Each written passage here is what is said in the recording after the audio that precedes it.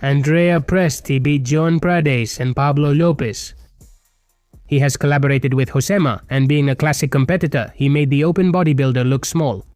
Let's analyze these comparisons because they're super interesting, and we're also going to talk about Andrea Presti, Joan, Pablo, and what this means.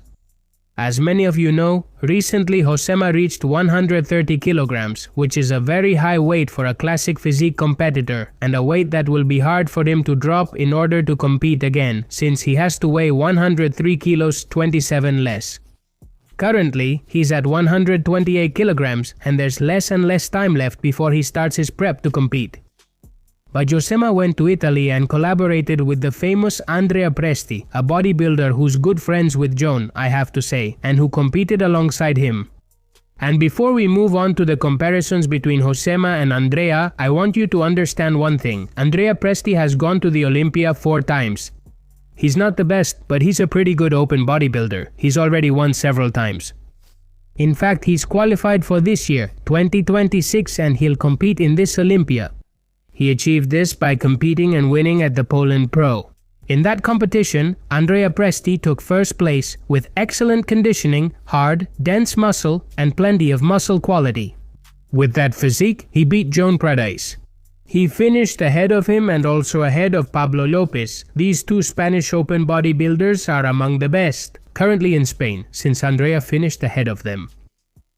Some people think he shouldn't have won, but if we look at the difference in definition and quality between these physiques, I completely understand why Andrea won.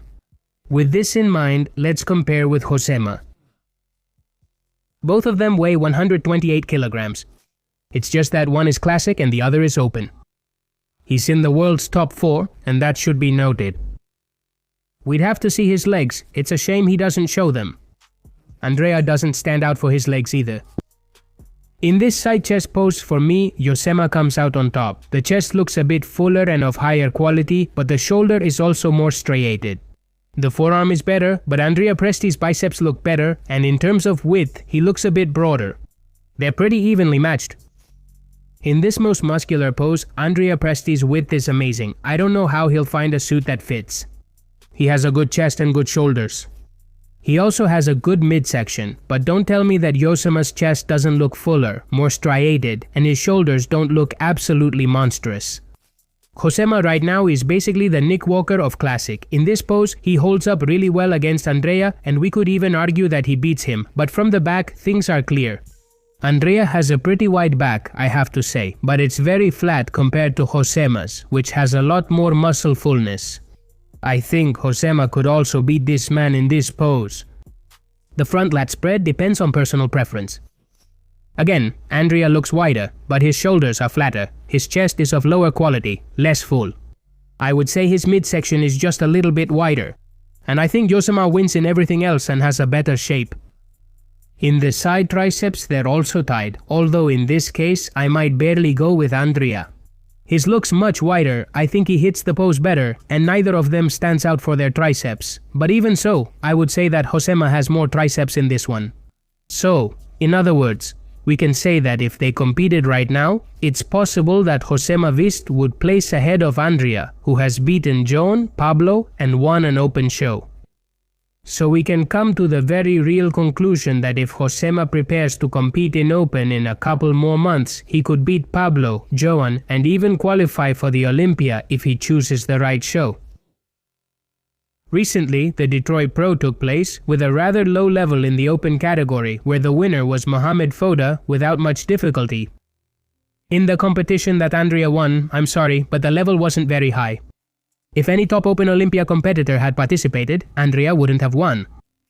What I mean by this is that if Josema is currently at 128 kilos, he should take advantage before he cuts weight for classic and loses a lot of kilos, even muscle. If Josema loses, Josema should take advantage and compete in open at a well-chosen show, not a high-level one, but a medium or low-level one.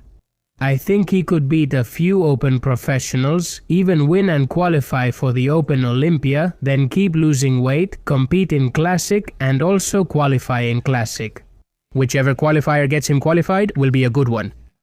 I think a physique like Josema's, with that incredible muscle density, that 3D muscle, such extreme definition, such a strong posterior chain, and such dominant back poses, could do some damage in open.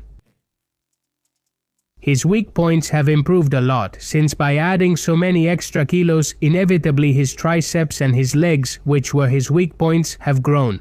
I think he doesn't need to be a giant open competitor, because right now with that freaky monstrous physique, with that definition and that muscle quality, he could actually win in open. Bigger than him, especially considering the current level in the open category, as we already saw in the UK.